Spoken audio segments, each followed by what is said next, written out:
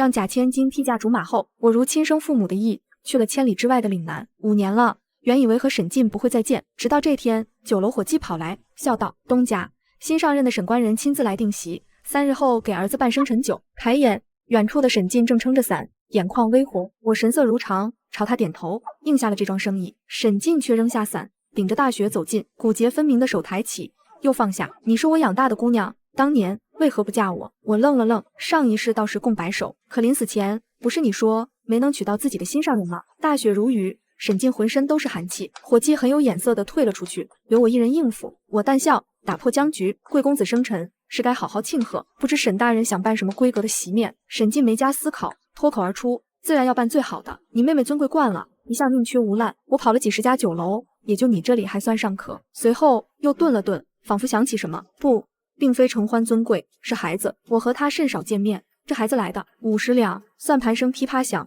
我打断了沈进：“烦请沈大人先付10两定金，3日后的筵席会让您全家满意的。”沈进定定地看着我，200两银票便被放在了柜台上。收下吧，不必找了。我却礼貌笑着算好数额，将余数交还回去。外头雪势渐大，沈进叹了口气，准备离开。走到门口的时候，抬眼望了望迎福楼的招牌，女子从商，不容易吧？今后爹娘和我都在，你若有事，大可以来寻我们。不必了。我翻了翻账簿，并未看他，我和你们不是一家人。风很大，吹了些雪粒进来。廊下立着的沈进似乎有话想说，我咳嗽一声，伙计小唐便猴儿似的窜出来，绷着脸说了句什么。沈进的脸倏地变白，终于还是走了。转身关门，小唐语气小心：“东家，小公子方才寻你呢。”我拢紧肩上的斗篷，走上回廊。院子里栽的白梅开得倒好，只是被雪打到泥里，脏得不忍看。我招了招手，吩咐小唐，明年春天便尽数伐了吧，种了5年也够了。娘亲娘亲，快来！回身，星儿早已推开了窗户，笑着唤我。我进门，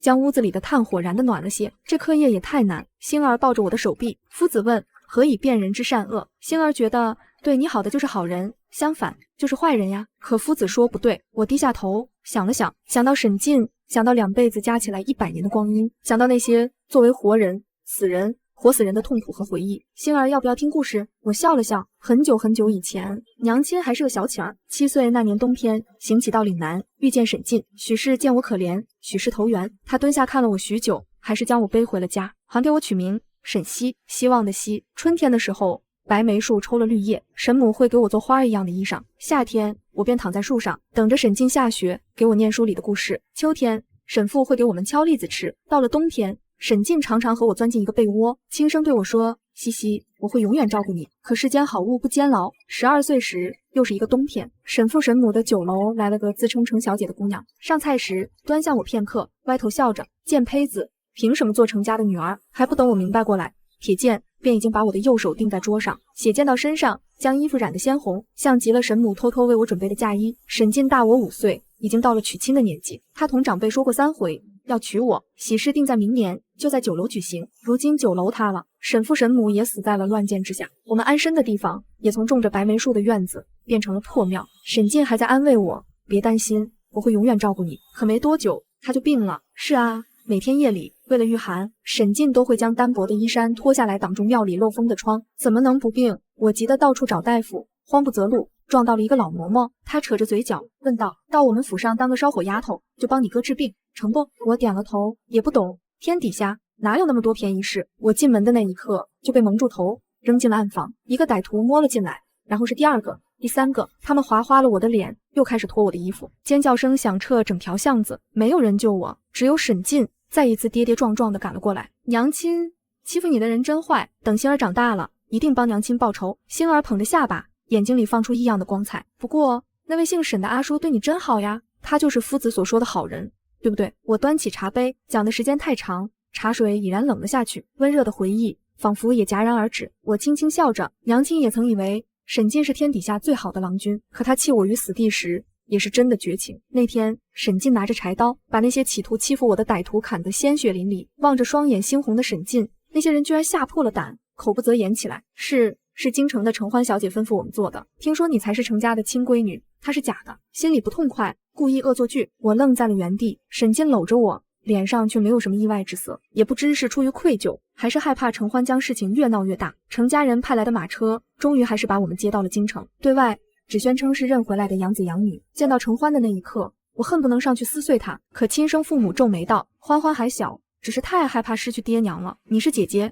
别计较太多。”轻轻一句话，接走了2条人命。沈进却揉着我的手心，轻声说着：“人在程家的日子并不好过，但好在他们愿意供沈进读书。短短2年的时间，沈进便一跃成为本朝最年轻的探花。赐婚圣旨送到程家时，程欢的眼睛明显亮了起来，上头只说程家小姐，却并未指明程家哪位小姐。程家父母想让程欢替嫁，我以为纵然不论我和沈进多年的感情，只论程欢和他之间不共戴天的仇恨，这婚旨也何该归我。于是上一世我寸土不让，而这也成为我一世噩梦的开始。起初沈进是很维护我的，接下婚旨的那天，我欢欢喜喜地拿出沈母缝制的嫁衣，程欢却忽然闯了进来，烈马疾驰，眨眼间便把我掀翻在地，摔成了残疾。剧烈的疼痛让我几乎昏厥，亲生父母冷眼看着这一切，只有沈进不要命一样为我讨回公道。我养大的女孩谁都不能碰，程欢却轻笑着踩住我的脸，不过一个穷请，信不信我能让他再也醒不过来？找死！沈进当即上前，阴着脸拧断了他的双手。从此以后，整个京城都知道，新晋探花和程家2小姐天天斗得你死我活。程欢趁我受伤，数次明里暗里下死手，而沈进一边带着我艰难求医，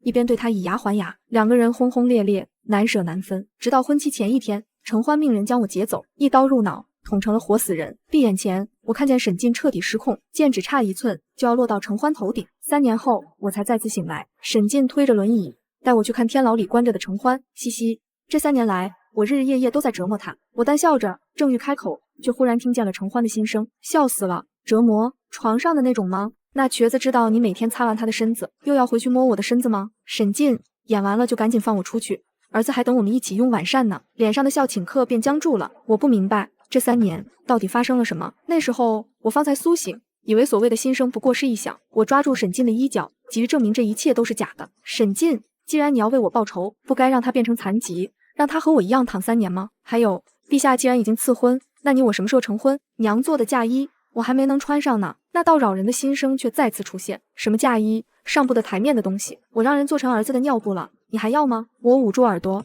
将最后的希望放在沈进身上，可他只是别过头去，轻声说了句：“嘻嘻，再忍忍。”心便一寸寸凉了下去。不行，我忍不了。我拔出沈进腰间的佩剑，拼尽全身力气挪到了程欢身边，剑指的方向与他当年捅我的位置一模一样。那一刻，我彻底疯了。我想逼沈进做出抉择，但只是一瞬之间，沈进便踹飞了我手中的剑，脸上也不复方才的柔情。沈西，别闹了，我跟欢欢对你有愧，所以演了这出戏。你一定要捅破窗户纸，那随你，但欢欢你碰不得。几个呼吸之后，他又蹲下身来，轻声说道：“我是人，也有欲望。你睡了3年，又是个瘸子，难道要我为你做个活官夫吗？是你离不开我，只要你愿意，我会把你抬做平妻，跟欢欢平起平坐，如何？”我蜷在地上，忍不住又哭又笑。过往的爱混着恨，都变成了笑话。这桩笑话又怎能一人独享呢？和该搅得满城风雨，人尽皆知才对。一开始，沈进对我的反抗嗤之以鼻，他砸坏了轮椅，又断了吃喝，把我一人扔到偏僻的院子。但我硬生生用双手爬了出去，先是闹到了大理寺，后来又把性命抛之脑后，趁着陛下出巡，冒死犯壁。朝廷里看不惯沈进的人很多，这件事很快得到了重视。沈进不得不站出来解释，西西前几年伤到了脑子，如今才醒，对于过往的事情有些记不清了。我和程欢是陛下亲赐的良缘，举案齐眉，不是一个疯子可以摸黑的。又冷着脸吩咐人把我逐渐好转的腿打断。西西，我说过，你听话，我们还能回到从前。你这样报复，对得起我父母的养育之恩吗？听他提及沈父沈母，我忍不住想起过去，想来想去也不明白沈进到底为何变成如今的模样。我终于还是选择了妥协，和程欢一个住在东院，一个住在西院，每天听着他们一家3口欢笑的声音，静静地盯着白梅树发呆。即便如此，程欢也还是不肯放过我，谩骂、下毒、折辱，甚至不惜拿他儿子的命来诬陷我。而我也变得病态，他越是恨我，我越要抓住沈进不离开。没想到程欢的所作所为还是有东窗事发的那一天，我才是程家真千金的事情被揭露，沈进只能休了程欢，娶我为妻。剩下几十年光阴里，相见两恨。他反复折断我的腿，我便害他断子绝孙；他下药让我越来越虚，我便把毒药做成口汁，让他半年下不了床。直到死前，我坐在他床边，7岁时见到的清朗少年，已变成了枯瘦的老头。西西，知道你7岁那年，我为什么带你回家吗？沈进笑了。程欢来爹娘酒楼吃饭的时候，我曾无意中听到，那个最瘦的小乞儿才是程家千金的秘密。我家开的便是酒楼，养一个乞丐，最容易不过，卖你个人情，留待来日，换我平步青云。纵然后来我父母为你而死，我流落破庙，我也要紧紧抓住你。可现在我后悔了，后悔错过欢欢，娶了你。沈静闭上了眼睛，我也死在他的密令之下。后来呢？后来啊，上天让我重生到赐婚圣旨抵达程家的那一刻，程家父母提出让程欢替嫁，我同意了。星儿的眼泪砸到我手心，娘亲，沈静坏，星儿不要你死，这都是假的，对不对？我笑着摸了摸他的头，天色已经黑了下来，门框微响，一个清瘦的人影立在白梅树下，是沈静。他哽咽着，泪水糊了满脸。沈静向前几步，却因为步伐不稳，急于摔倒。前世今生都是无稽之谈，一场梦罢，便成为你离开我的理由吗？我走出星儿的房间，顺势关上门。如此狼狈的人，实在不必入他的眼。沈大人深夜造访，不是君子所为吧？沈静却不肯罢休，嘻嘻。我抬手打断他，当年流落破庙，你生的那场病是不是装的？那些把我的脸划得乱七八糟，企图毁我清白的人，也是你找来的吧？白梅花瓣簌簌落到他发间，沈静垂下了头，仿佛陷入很深的回忆之中。片刻后，又叹了口气，不那样做，怎么能闹到程家父母耳中？怎能让你拿回属于自己的一切呢？我抬手拂去了他头顶的花瓣，你不是为了我，是为了你自己。他总是如此，不择手段，只要能达到目的，不惜牺牲一切。当年程欢的身份败露之前，我和他曾有过一个孩子。喜脉被诊出来的那刻，沈静脸上的欣喜藏都藏不住。原本已经心灰意冷的我，也重新燃起希望来，甚至想这样安安稳稳过下去也不错。直到程欢察觉到这个孩子的存在，你算个什么东西，也配怀沈静的孩子？他轻蔑地笑着，把我推下了野狼谷。3天后，沈静捡到我，第一句话便是孩子已经没了，就算追究欢欢的过错也无济于事，还会失去程家给我的助力。嘻嘻，你忍忍。野狼谷的风冷的刺骨，如今晚一般。你走吧。我从回忆中抽离，对沈静开口，回去找你的妻子吧。沈静却红着眼，有些不甘心。因为你爱上了别人吗？你店里的伙计说你现在有了自己的家庭，过得很幸福。嘻嘻，我不信，我的院中一直留着你的位置。可那个孩子是谁的？我皱了皱眉，你是站在什么立场上诘问我？难道离了你沈静，我就不配有自己的生活吗？沈静还想再说什么，赶来的小唐却已经架走了他。东家，抱歉，是我放沈大人进来的，我还以为他看到小公子的存在便会死心呢。我揉着眉心，摇了摇头。小唐沉默了一会儿，又小心翼翼问道，那3日后的筵席咱还办吗？我回想起沈静的脸，原以为死过一次，早就对那些往事不在意了，可没想到今日这一番闹下来，我的心还是渐渐疼了起来，为沈父沈母，为孩子，也为那个傻的彻底的自己。我张了张嘴，正欲开口，星儿却忽然推开门，抱住了我的腿。娘亲，那个阿叔，星儿认识。我蹲下身，有些疑惑。星儿继续道，书院来了个新同窗，叫什么沈松的，霸道得很。方才那个阿叔就是沈松的爹爹。原来如此，上一世沈静和程欢的孩子也叫这个名字。关于夫子的问题，沈松的答案是有权者善，地位低下者恶，生来如此，不能改变。星儿气鼓鼓地说着。闻言，我有些担忧，商贾之流向来是入不了权贵的眼睛的。那个沈松有没有联合其他人欺负你？果不其然，星儿听到我的问话，第一反应便是躲闪。我神色一凛，抱着他回了房间。烛光下，青青紫紫的伤痕遍布星儿全身，尤其是腿上，简直惨不忍睹。我心下一疼，忍不住倒抽凉气。好得很，上一世程欢被休之后，虽然一直和沈静暗度陈仓，但到底位于人言，不敢闹到明面上。只有沈松仗着年幼，屡屡进府挑衅，不是手都把开水洒在我身上，便是以练武为由将剑插进我心口。我还以为他是受程欢指使，现在看来是天生恶种。可恨我次次受沈静钳制，只要他轻声提及早逝的父母，我便软了生气。沈父沈母是为我而死的，临死前曾伏在我耳边轻声说，静儿心思深，可不会害你，将来无论他做错什么，不要离开他。而我的余生都在践行这句话，哪怕前世3个人像你爪中的蛇纠缠不清，我也从未想过离开，不过是贪恋回忆中的一束白梅。现在想想真是幼稚，凭他天大的恩情，敢伤害星儿，我一定要他们付出代价。回到城府的沈静仍然心神不宁。夜半，无数光怪陆离的梦把他越拖越深，梦见明日便是沈西和他的婚期，血红的嫁衣将他心心念念的姑娘衬得天仙一般。阿进，我们吃了那么多的苦，如今终于要在一起了。是啊，他回想起过去的日子，想起父母惨烈的死状，想起和西西住在破庙里的日子。最难的时候，连一块狗碗里抢出来的麦饼都舍不得吃。他天天出去找活计，但那位小姐有权有势，谁敢要他？于是他看着身边又黑又瘦的小姑娘，暗自下了决定，他要把西西送回程家去。这个秘密在他和父母的心中埋藏多年。原本捡他回家是为了来日攀附权贵，但如今他是真的想让西西过得好些，哪怕这份好礼没有他，哪怕将来西西知道了会怨他。他知道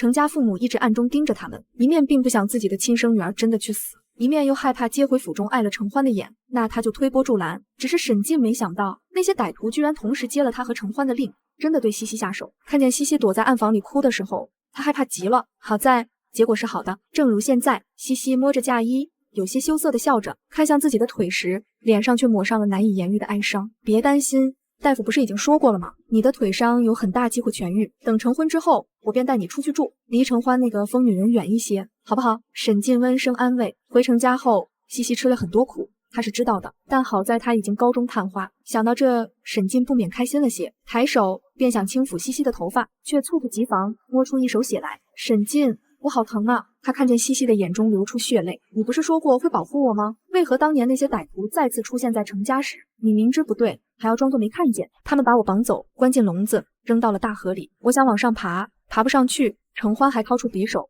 扎进我的脑子里，只差一步，我们便要成亲了。你是害怕那些歹徒供出你指使过他们的事情，才放任他们伤害我，对吗？不，沈静浑身发抖，往后退了几步，再抬眼，面前的人却变成了程欢，而西西已经变成了一动不动的活死人。阿进，你大可以去告发我。程欢笑着转动手上的匕首，可你要明白，我多么爱你，程家对你又有多么大的助力。那个女人已经半死不活了，娶了我才能保你平步青云。沈静在心中合计了很久，若是鱼死网破，那他一个从程家走出去的探花，恐怕也没有将来可言，说不准还会回到从前在破庙的日子，连西西的要钱都赚不到。他只好点头。原本沈静只是想和他做名义上的夫妻，杀父母之仇他不会忘记。可程欢哭着说，我当年只是想吓唬西西而已，谁知他那样反抗，倒连累了你爹娘。似乎的确如此，沈静想。相处下来，他逐渐沉沦。毕竟程欢那样张扬明媚的女子，为了讨他欢心，处处小意逢迎。他会主动提出照顾西西，1日3趟的喂药，会学习各种闺房技巧，扰得他夜夜不得安睡，甚至还给他生了个那么可爱的儿子。渐渐的，他没那么思念西西了，可西西还是醒了，只是这时间比大夫所说要晚了许久。沈静唯恐西西接受不了，特地嘱咐程欢扮上妆，躺进天牢里。可为什么都这样费心了，西西的反应还是那么大？他又不是不要他了。砰！尖锐的声音在深夜炸响，沈静浑身是汗的睁开眼睛，似乎是隔壁房间传来的动静，估计是程欢的情夫毛手毛脚又打碎了什么东西。对西西的思念便如潮水般再次涌来，可他不在，只有梦里的那些记忆如凌迟一般折磨着他的神经。这3天里，沈静不知抽了什么风，日日跑到店里来干活。我静静地看着他给白梅树培土，心里并没有什么波动。西西，你瞧，这梅花开得这么好，梅树也茁壮，能活好多年呢。沈静拍了拍身上的土，声音有些沙哑。记得他这人从小便挑剔，最厌恶泥腿子的生活，长袍上沾了几粒沙，便非要沈母做身心的回来。高中之后，更是成了芝兰玉树的公子哥。想不到如今养尊处优惯了，居然还能做到如此地步，只可惜做的都是无用功。明日我便请人罚了。沈大人实在不必做这许多。我淡淡的开口，他却不恼，甚至脸上带着笑。西西，别这样固执，我都打听到了，你尚未婚配，星儿只是你从慈幼院领养回来的孩子罢了，就像我当年。不，我摇了摇头，莫要将你我相提并论。我带星儿回家，不图身份，不求回报，不会为一己私欲叫他受委屈，更不会轻而易举抛弃他。而你，闻言，沈静急于向我靠近，开口解释，我没有抛弃你，是你在成亲前夕离去。可洞房花烛夜，你看到程欢的脸，却并没有追出来，不是吗？我轻嗤一声，听到动静赶来的小唐便轻车熟路的请他出去。沈静眼角泛出几点泪光，西西，你果然还是从前那个你，我明白了。宴席过后，我不会再来见你。飞雪漫天，几乎要淹没掉他的背影。当年同意让程欢替嫁后，我并非即刻来了岭南，而是被程家父母绑在洞房外，被迫听着两人云雨到天明。沈静掀开盖头时，确实是怒不可遏的。他揪着程欢的衣领，逼迫他说出我的位置，但程欢仅用2句话便说服了他。沈静，你我是已经拜堂了的夫妻，如今若闹开，不仅全京城的人都会看笑话，你的仕途也会受影响。再说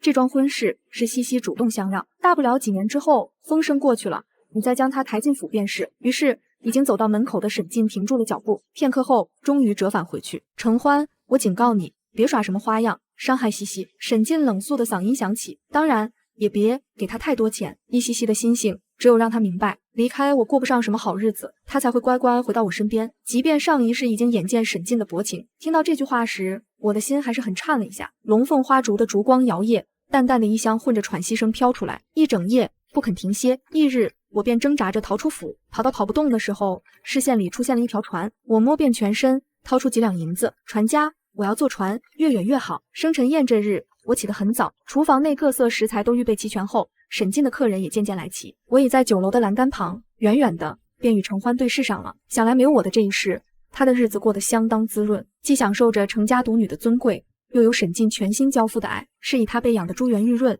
着实很美。只是眼神中仍然透着与上一世如出一辙的冷漠和嫉恨。看见我的那刹那，那份恨意便被放到了最大。我道沈进为何执意要在此地宴请，原来是可怜你。承欢眯着眼睛笑，凑到我耳边，沈西，这么多年过去了，你勾引人的本事倒是不减，主意敢打到自己妹夫身上，看在你当年乖乖滚蛋的份上，今天这桩生意就当是沈进好心施舍你。说着，他又摸了摸自己的耳垂，取下一个耳坠子来，把我们伺候舒坦了，这便赏你。忽然又像是想起什么呀，我忘了，这耳坠子是沈进送我的，他若是看不着我戴，恐怕会生气的。刻意的炫耀掩盖不了承欢嫉妒的眼睛。我笑了笑，接下那只耳坠，然后扬起手将它穿进了承欢的耳骨。当时血流如注，承欢不可置信地捂住自己的耳朵，眼泪不要银子般涌出来。我学着他的样子，低头离他更近些。那你就好好戴上啊，跟沈进一样，牢牢抓到手心。承欢气昏了头，甚至不顾颜面，当场就想扇我耳光。你算个什么东西，却被赶来的承父承母抓住了手。欢欢，这里宾客如云，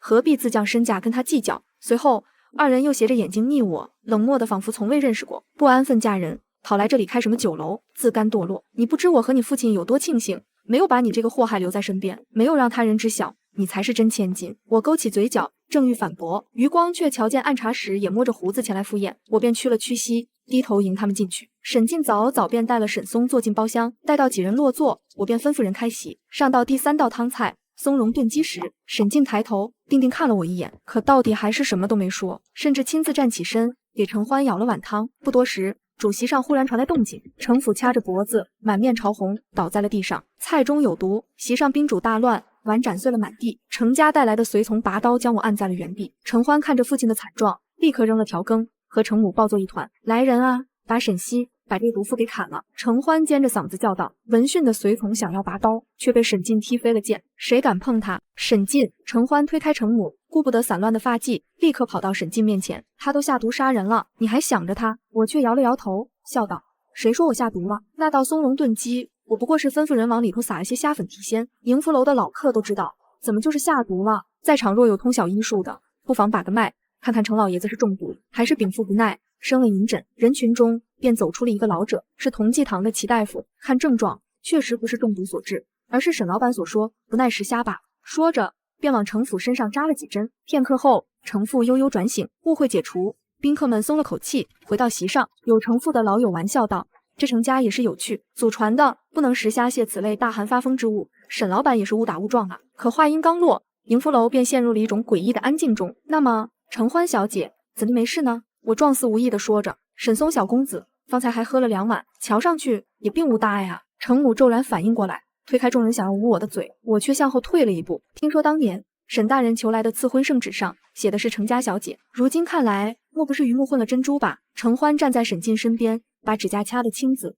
却还是要把假笑挂上脸。这种事怎能说的那么准呢？那就滴血验亲吧。我笑着接话：沈夫人，此事已然发生，若不解释清楚，以后流言蜚语是要淹死人的。正好督察使大人也在，不如当下便分辨清楚，免得落下个辜负天欺君罔上的罪名。席上的督察使便皱起眉头，若真查出来承欢并非程家女，往小了说只是程家家事，可往大了说便是欺君之罪。不必了。沈进转过身，目光里带着难以言喻的缱绻与决绝。承欢的确不是程家血脉，并且此事很久很久以前我便知道了，程家亦如是，我们犯的就是欺君之罪。闻言我有些怔愣，嘻嘻，如此你的余生会过得欢喜些吗？只要你欢喜，我便欢喜，哪怕我没能娶到你。又是这句与上一世如出一辙的话。可我明白，沈家爱的既不是我，也不是承欢，他爱的永远是得不到的东西。一切都还没失去的时候，他只想登上那通天梯，可若权势在手，他又渴望爱，渴望温情，想要找回曾经的自己。是以他永远都不会，也不配得到幸福。沈进举家发往宁古塔之前，